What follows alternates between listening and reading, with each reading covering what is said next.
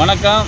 நான் தஞ்சாவூரில் 28/12/2025 தொடங்கப்பட்டு இந்த தேர் விழாவை வழிநடத்தி ஐயா தஞ்சை எஸ்பி அவர்கள் தொடங்கி வைத்தார்.